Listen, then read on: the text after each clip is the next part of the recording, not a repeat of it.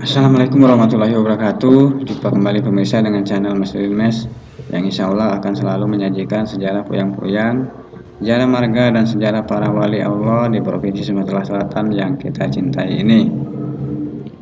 Oke pemirsa, dalam video kali ini channel Mas Mes akan menyajikan cerita Hulu Balang, Indralaya, dan Perang Mancer Alam di Besema dan Gumai menghadapi pasukan Belanda.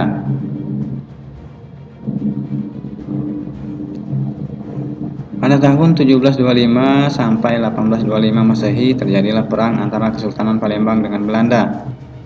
Perang ini sudah berlangsung lama karena Belanda dari masa VOC sampai Kompeni ingin menguasai bandar pelabuhan Palembang yang strategis. Pertempuran yang sengit sudah sering terjadi tetapi selalu dapat dipukul mundur oleh Hulu Balang dan prajurit Kesultanan Palembang.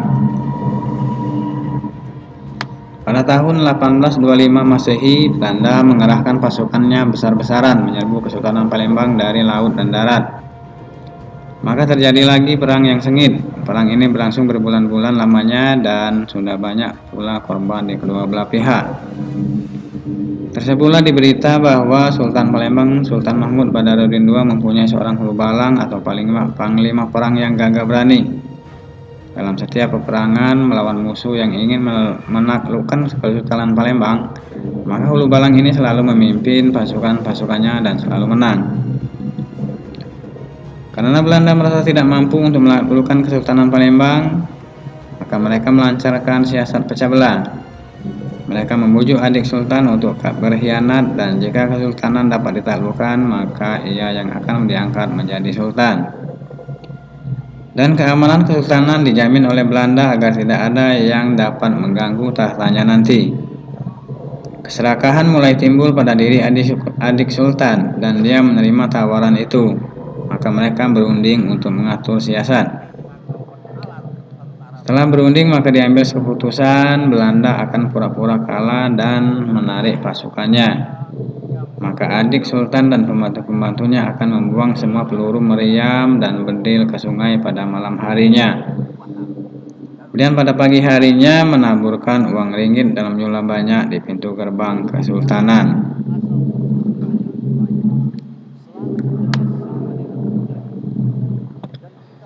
Maka mulailah dijalankan siasat itu. Belanda kembali menyerang Kesultanan Palembang. Terjadilah pertempuran yang sengit. Belanda sengaja mengumpankan orang-orang bayaran adik sultan yang berpakaian Belanda terbunuh seolah-olah pihak Belanda banyak yang gugur. Sesuai siasat, Belanda seolah kalah dan mundur dari pertempuran itu. Kesultanan Palembang mengira Belanda mundur dan takut berperang lagi. Pada malam harinya adik sultan beserta prajurit yang setia kepadanya dengan diimingi jabatan dan gaji besar segera menjalankan siasatnya. Mereka membuang semua simpanan peluru meriam dan bedil ke sungai. Dan pagi-pagi sekali pembantunya menaburkan uang ringgit dalam jumlah banyak di depan gerbang istana sampai ke dalam istana.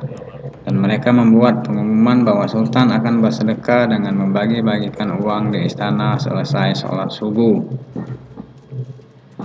Maka terjadilah malapetaka itu. Pagi-pagi sekali selesai sholat subuh sesuai dengan pengumuman yang ditempel di mana-mana.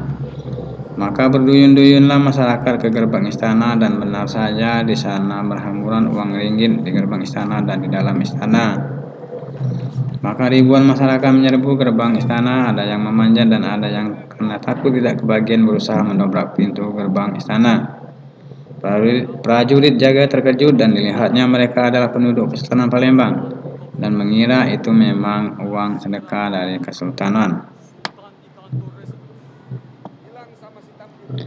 Maka dibukalah pintu gerbang dan dimatikan semua jebakan-jebakan di sepanjang jalan gerbang istana. Tidak lama kemudian Belanda menyerbu ke dalam istana melalui gerbang yang sudah terbuka.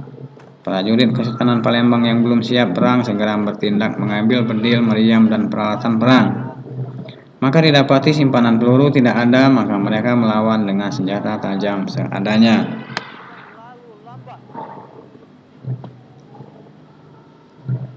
Malang tak dapat ditolak, mujur tak dapat diraih. Dalam suatu pertempuran sengit itu, Kesultanan Palembang dapat dikalahkan dan Sultan Mahmud Badarudin II dapat ditawan Belanda. Korban di kedua belah pihak bukan sedikit, harta benda musnah dan penderitaan bertambah-tambah. Jabatan raja, saya percayakan kepada Pangeran Tak.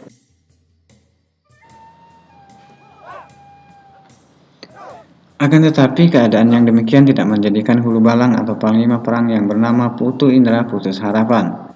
Dengan semangat yang berkobar-kobar, Putu Indra berusaha mengumpulkan sisa-sisa pasukannya untuk terus melawan pasukan Belanda. Untuk mempersiapkan pasukannya dan juga mendapatkan bekal untuk persiapan selanjutnya, maka ia menyingkir meninggalkan Palembang ke arah selatan dan menetap di tanah yang tinggi dan datar yang disebut Laye oleh masyarakat sekitarnya. Beliau mendirikan markas perjuangan dengan mengumpulkan sisa-sisa pasukannya dan merekrut laskar baru yang simpatik dengan perjuangannya. Nama kelamaan Putu Indra terkenal dengan nama Indra Laye yang artinya Indra dari Laye. Setiap pada kesempatan, Indra Laye selalu menyerang musuhnya sehingga pihak musuh merasa tidak tentram.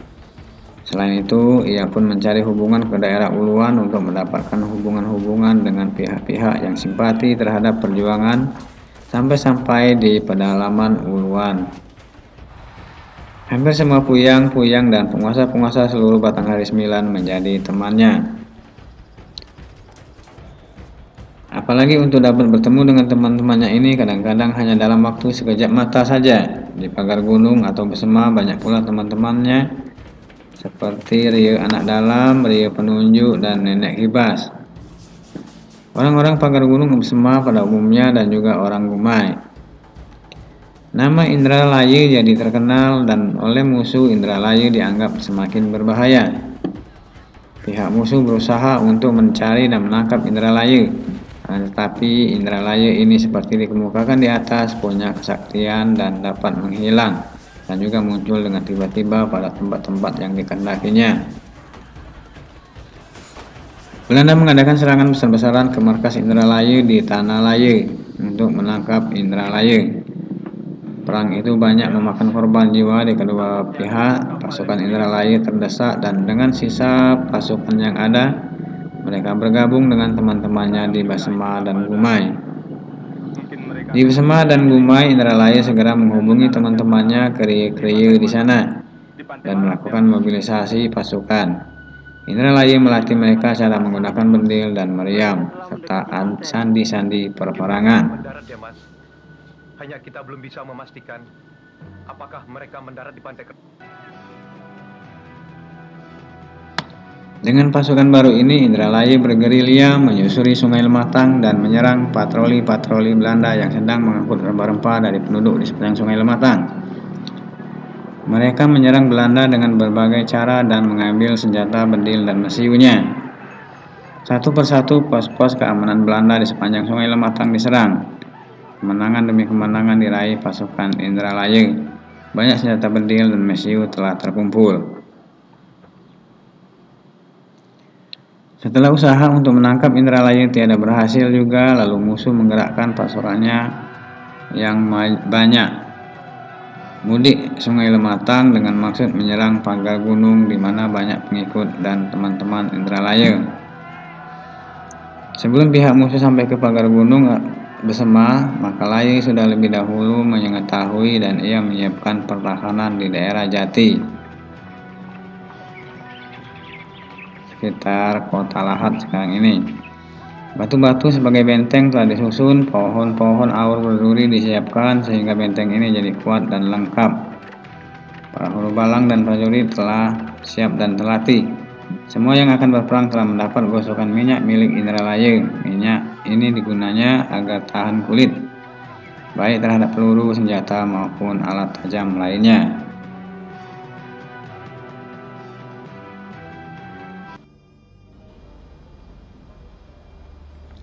Alhasil pada suatu ketika datanglah musuh yang sudah dinanti-nanti dan perang hebat terjadilah. Pasukan Nekibas selalu dapat memusnahkan musuh dan Nekibas ini pun adalah orang yang aneh. Nekibas pernah dijatuhi hukuman pancung oleh Sultan karena sesuatu kesalahan besar. Akan tetapi ia tidak mati dan dapat kembali lagi serta ikut dalam perang Jati ini. Setelah lama pihak Belanda tidak dapat mengalahkan Benteng Jati, maka Belanda yang terkenal politik pecah belahnya melancarkan siasat untuk memecah pasukan Gumai dan Besma. Belanda meminta damai dan ingin mengadakan perundingan. Prinsip damai memang merupakan kehendak pula dari pihak Indralaya sepanjang kemerdekaan mereka tidak dirampas. Lalu diadakanlah perundingan, dan dalam perundingan itu rupanya musuh masih ingin memaksakan keinginannya saja. Belanda menghendaki untuk menguasai pemerintahan seluruhnya dan kepada daerah Gumai diberikan kemerdekaan. Pangeran Tanjung Siri tidak dapat menerima perdamaian ini, apalagi yang dimerdekakan hanya Gumai saja. Pangeran Tanjung Siri berpendapat bahwa Perang Jati adalah perang Batanghari IX dan bukan perang Gumai saja. Kalau Gumai akan dimerdekakan, maka seluruh Batanghari IX juga harus merdeka. Karena tuntutannya tidak dipenuhi oleh Belanda, lalu Pangeran Tanjung Siri mengadakan perlawanan kembali. Indralaya terus membantu dan ia tinggal dan bermarkas di dalam sebuah gua yang dikenal dengan sebutan Gua Laye di ilir Gunung Agung, Pagar Urgung Besema. Siasat Belanda berhasil, pasukan Besema dan Gumai terpecah. Pasukan Besema berjuang tanpa bantuan pasukan Gumai. Tentu saja ini menguntungkan pihak Belanda. Hingga akhirnya entah oleh karena apa, maka pada suatu ketika Pangeran Tanjung Siri dapat ditangkap. Karena musuh mengetahui bahwa pasukannya akan terus melawan, lalu Pangeran dibawa ke Betawi. Maka tersiarlah kabar ke penjuru Besema dan Gumai tentang penangkapan Pangeran Tanjung Siri yang dibawa entah kemana oleh Belanda. Hulu Balang Indralaya segera menemui kriya-kriya di Besema dan Gumai untuk menyadarkan mereka tentang siasat Belanda yang licik, bahwa Belanda akan melakukan apa saja untuk menjajah dan merampas hasil bumi di Batanghari IX ini. Kita harus bersatu padu, jangan biarkan nanti ada kriya lagi yang ditangkap oleh Belanda. Perjuangan Indralaya tidak sia-sia. Kriya-kriya di Besema dan Gumai memahami bahaya jika Belanda dengan siasat pecah belahnya dapat menguasai tanah Besema dan Gumai, serta Batanghari IX umumnya. Kriya-kriya segera mengumpulkan orang-orang dan menerangkan kepada mereka tentang siasat Belanda untuk memecah belah Besema dengan Gumai. Dan akhirnya Belanda akan dengan mudah menangkapi kriya-kriya yang lain setelah kriya Pangeran Tanjung Siri. Karena peristiwa itu menjadikan orang Besema dan orang Gumai bersatu padu. Perlawanan terus menjalar hingga timbul perang Mancer Alam yang sengit. Perang berlangsung berbulan-bulan, sudah banyak korban jiwa di kedua belah pihak. Kematian teman-teman mereka membuat perjuangan mereka berkobar-kobar. Hampir seluruh penduduk laki-laki ikut berperang dan kaum wanita membantu memberikan makanan dan minuman. Sampai akhirnya Belanda kalah dan komandan Belanda terbunuh.